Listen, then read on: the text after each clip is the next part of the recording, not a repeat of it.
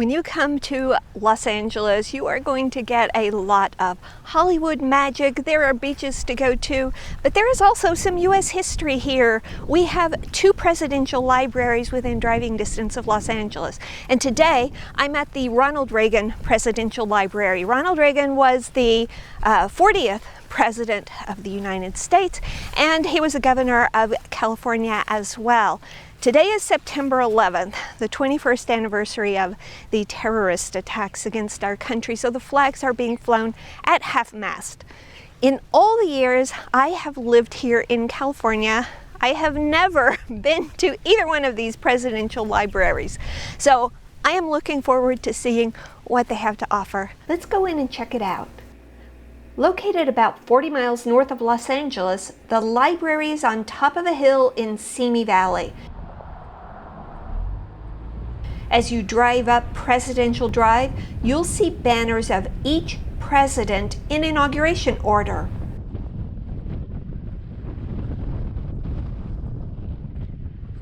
In front of the library is Ronald Reagan's banner. I think this view is spectacular. There are 13 presidential libraries in the United States. The Ronald Reagan Library is the largest, with 60 million pages of documents, over 1 million photographs, hours of video and audio tapes, and over 60,000 artifacts. In case you're wondering, the library is administered by the National Archives. These documents belong to the United States, not to Ronald Reagan. At the entrance, you're greeted with this statue of Ronald Reagan. The way he's posed, it looks like his hand is reaching out to shake your hand. He's smiling, so it's a very welcoming statue. Makes you feel like you want to come in and see what's going on. The first exhibit is a hastily put together montage of photos with Reagan and the late Queen Elizabeth II. Next was a brief hologram where Reagan talks about ranch life. Nancy and I went 7 miles up a switchback road. I must admit, Nancy's quite an accomplished horsewoman. Then we moved into the permanent exhibits.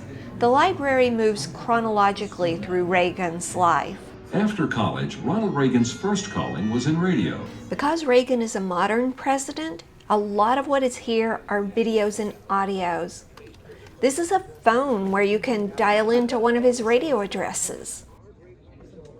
On this side, choose a video of a speech you'd like to see. We cannot buy our security, our freedom from the threat of the bomb.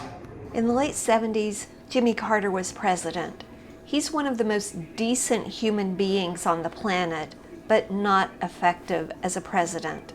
I was a very young adult, but I remember the gas lines, the gas rationing, the hostages in Iran, and personally struggling to buy groceries. The country was ready for a change, and Reagan was elected. This room is cool. You have a mock presidential podium for photos. Do I look presidential? The next room focused on the assassination attempt, which was much closer to success than the country was led to believe. After that is a replica of the Oval Office. Most of the room is a recreation, but some of the items were actually in the Oval Office. The frames and photos behind the desk, for example, are the ones that Reagan had in his office. This decanter of jelly beans is the same one that he kept in the Oval Office. I have a very good friend who had a high-level position with the Clinton administration.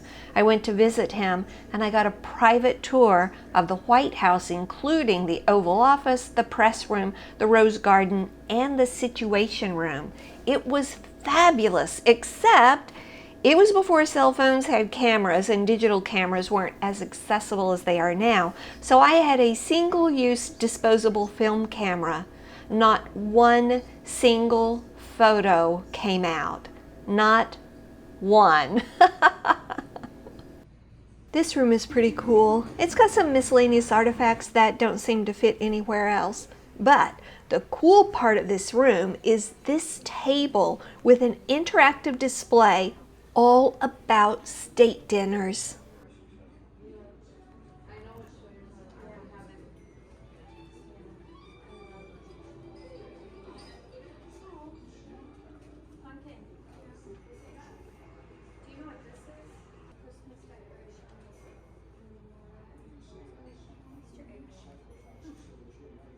The next room was dedicated to Nancy Reagan. Here are some of the dresses she wore. I love this red dress. I love red dresses in general, but I can't wear red. It just looks horrible on me. So I only get to dream about wearing red dresses. And I would love to wear this one. Nancy's platform as First Lady was "Just Say No," part of the war on drugs. So far, everything has been pretty cool, but this exhibit, the Air Force One exhibit, is amazing. You hear about Air Force One all the time. You know it is a jet to carry the president. This is Air Force One. This is the actual jet that carried the president. It is so large, and you can go inside. So let's not spend any more time up here talking. Let's get down there so we can get inside and see all of these exhibits. So there is going to be no photography allowed on the aircraft itself, but they will take a souvenir photograph, and I for sure am going to get this. Okay, I have to talk about the professional photos for a moment. The photographer took two, one of me waving, this one is good, and one of me with my hands by my side. When I went to buy them, they gave me a printout behind the Resolute desk. I said, "Where's the one in front of Air Force One where I'm not waving?" And she said, "You can download it," and she gave me instructions. So when I got home, I did. Here's why they didn't print it out. Here's another one. And a third. Moving on. So that was actually very, very cool. It sounds like they needed all of this space. Starts with the pilots and then with the military communicators. Then you have the president's and the first lady's quarters, and after that are senior level military, and behind that are lower level staff, and then the press corps and the people who take care of the aircraft. I think those are all of the sections. Underneath Air Force One is this display of the presidential motorcade. And this is Reagan's actual limousine. It's got a license plate, the Gipper with his picture on it. So this is Marine One. It is the presidential helicopter, and it's usually used to transport the president to and from Andrews Air Force Base. Again, there is no photography allowed inside. This part of the Air Force One pavilion shows the flags from all the countries where he visited, some photographs of the significant visits, all of the miles that he traveled by year, and a map that shows every country he visited. When I saw this pub, I was pretty excited because I am really, really thirsty. I thought this is kind of odd to have a public place called the Ronald Reagan pub in a family area, but I'm thirsty. I just hope they have something to drink. They don't. This is not currently a real pub. This is actually a pub from Ireland. Ronald Reagan is of Irish descent, and he went to his ancestral homeland in Ireland, stopped by this pub O'Farrell's to give a speech, and after the speech, the O'Farrells renamed the pub the Ronald Reagan Pub. They unfortunately went out of business in the 90s, not because they named it the Ronald Reagan Pub, but they did go out of business, so they packed everything up, shipped it over here to the US, and it's now installed here at the Ronald Reagan Presidential Library. This is the real pub from Ireland, with no drinks.